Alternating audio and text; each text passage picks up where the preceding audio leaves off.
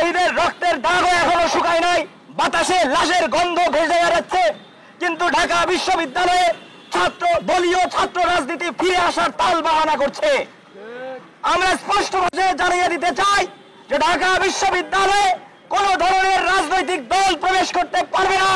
এখানে শুধুমাত্র ছাত্ররা তাদের রাজনৈতিক চর্চা, ছাত্র কল্যাণমূলক এবং দেশভাবক রাজনীতি তারা করবে ডাকসুর আন্ডারে।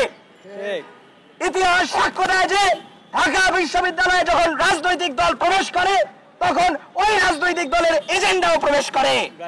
ইতিহাস এই সাক্ষ্য দেয় যে ঢাকা বিশ্ববিদ্যালয়ে রাজনৈতিক দল প্রবেশ করলে ওই রাজনৈতিক দলের এজেন্টরা একটা বলয় সৃষ্টি করে চাটুকার ছাত্র এবং শিক্ষকদেরকে নিয়ে।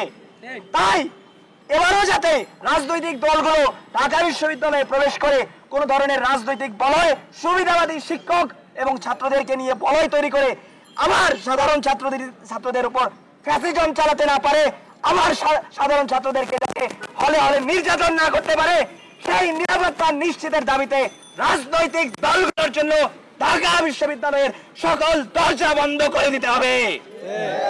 তাই আমাদের এই 2 দফা আমরা প্রণয়ন করেছি। এই 2 দফার প্রথম দফা হচ্ছে ঢাকা বিশ্ববিদ্যালয়ের ক্যাম্পাসে সকল দলের ছাত্র, শিক্ষক, কর্মচারী রাজনীতি নিষিদ্ধ করতে হবে এবং অতি সত্বর ডাকসু দিতে হবে। এখানে একটা বিষয় আমি স্পষ্ট করে জানিয়ে দিতে চাই যে আমরা বিরাজনীতিকরণ চাই না। আমরা চাচ্ছি ঢাকা বিশ্ববিদ্যালয়ের সকল দরজা রাজনৈতিক দলগুলোর জন্য বন্ধ হোক এবং সাধারণ শিক্ষার্থীদেরকে দেশ ভাবুক, ছাত্র কল্যাণমূলক রাজনীতির যে চর্চা সেটা উৎসাহিত হোক এবং ঢাকা বিশ্ববিদ্যালয়ের ইতিহাস যে কলঙ্কিত দলীয় ছাত্র রাজনীতি যে কলঙ্ক লেগে আছে সেটা থেকে আমরা মুক্ত হতে চাই। রাজনৈতিক দলগুলোকে আর কোনোভাবেই যাতে ঢাকা বিশ্ববিদ্যালয়ের ক্যাম্পাসে অস্থায়ী কার্যালয় বানাতে না দেওয়া হয় সেটা নিশ্চিত করতে হবে।